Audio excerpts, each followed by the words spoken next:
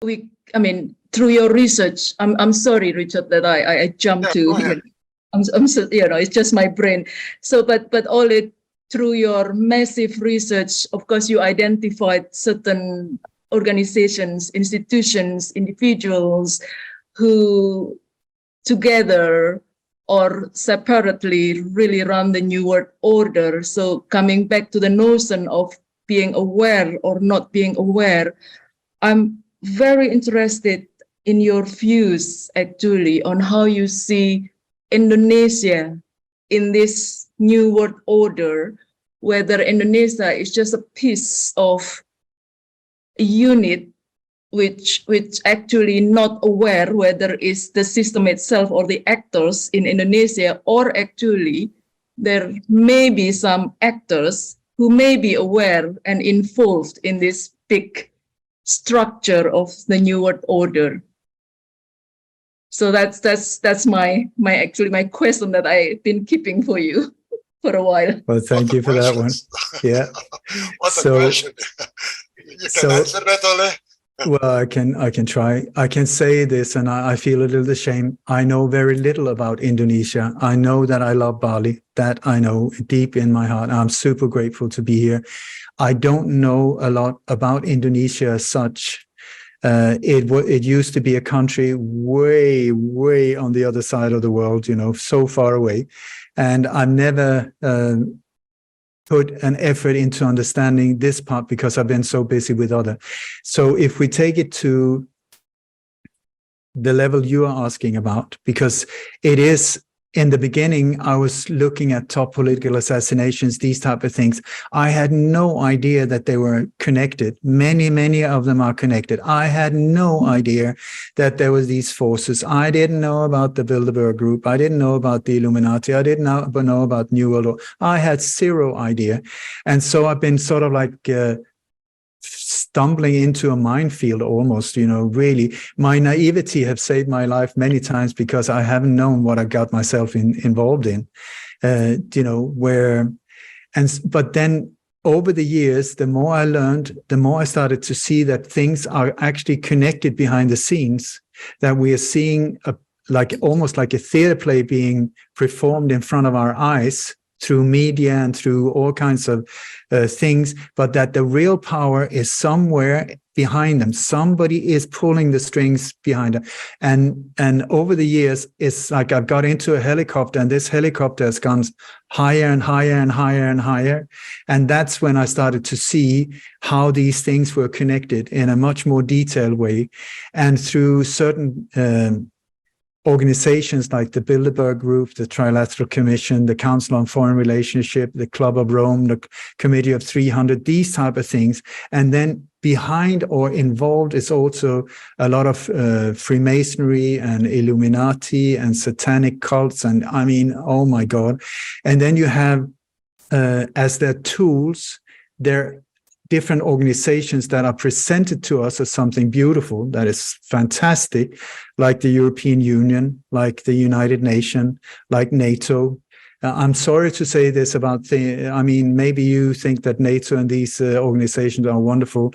Sorry to no, actually, I've been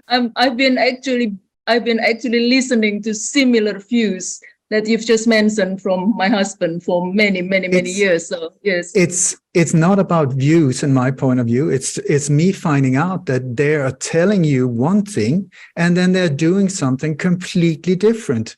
That is the thing, that if they say, hello, we're NATO, we're a massive killing machine on a global scale. We can be hired by anyone and we can go in and start unjust wars anytime. We will bomb the crap out of these, whatever it is. They have nothing to do with it. The only problem with that country is that they have different minerals or oil or gold or, organ trafficking and whatever. If they put that on their website, I could respect that. And then I could say, okay, fine, that sounds horrible to me. I'm going to stay away. That is not how they're being presented. You got the World Health Organization. It's another one where it's just like, oh my God, once you start seeing what they're doing, who these people are, it's like, my God, am I in some kind of horror movie? And then you see the same individuals coming again and again and again and again and again connected. So we come to Indonesia, where I don't know so much. I don't know the details. I hardly know the name of the president. But I know for sure that Indonesia is very, very interesting for them and very difficult for them, because very interesting because of you got incredible wealth here. I mean, it's the minerals, the gold, all of these type of things, the nature, unbelievable. So for sure, they are very, very keen on getting their hands on them. I can guarantee without knowing anything that it's foreign companies that are here sucking out the riches of Indonesia. I can guarantee that is not the normal people that will be benefited by that. But at the same time, it's an absolute nightmare for a dictator, like a dictating power, because you got like 17,000 islands. It's how many languages, how many different people, how many different Banjar and their rules and villages and all. I love it. I love it. It is the exact nightmare and the exact opposite of what they're trying to accomplish with the New World Order, where all power is centralized in one. Here, good luck with that.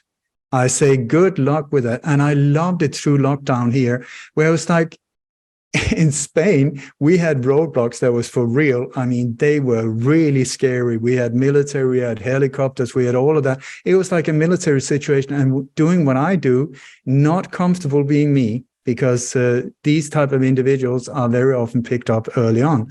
So anyway, not happy there. We come here, lockdown again, I freak out. I see roadblocks. I mean, my body is just, I suffer from different type of PTSD type of thing. So my body just freaked out when I saw it. But then I saw their Instagram. They were saying between 8 and 2 in the afternoon, we have a roadblock here. So if you come 2:15, just pass right through it. And these people were sort of like lying around playing with their cell phones, not really interested. And new regulations. Now you cannot do this.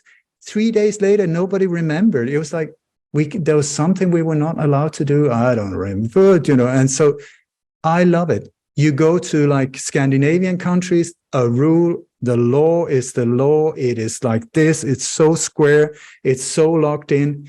Here, on the other hand, you have corruption, but the corruption are there as well. It's just that there you don't see it. Here, it's very obvious. And in one way, I mean, I am not pro-corruption, but what I found out during these years that I've been here is like, even if you got yourself into a really horrible situation, if you can find the right person or you have money enough, you can get off the hook. In the other countries I'm talking about, you are dead meat. It's like locked away, put away in a mental institution forever and ever. I've seen it happening to several of my friends. I've had friends murdered, put in prison, horrible. So anyway, I don't know if I answered your question.